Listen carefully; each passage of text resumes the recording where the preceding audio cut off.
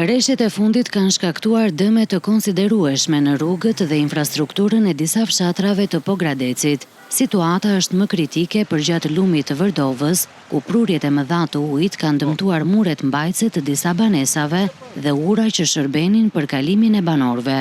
Të bie do një shi i madh, thua ti se çfarë mund të bëj? Jo ku kanë shtëpit aty matan unë, aty matan, para 3-4 vjet u mbyt më të temë. Na i mori me dru, me drejt, me shejtan, që u zulumi aty matan. Po bën 3 javë që kanë këtë gjendje. Ra shiu i parë, e mori, ra edhe shiu i dytë edhe i beri çarberi, e tash s'po vendon. Banorët e zonës theksojnë se kjo nuk është hera e parë që lumi i Vërdovës shkakton dëme dhe kërkojnë ndërhyrje të qëndrueshme për forcimin e argjinaturës në mënyrë që të shmangen situata të ngjashme në të ardhmen. Ky nuk do argjinatura, ky do ta rregullosh poshtë.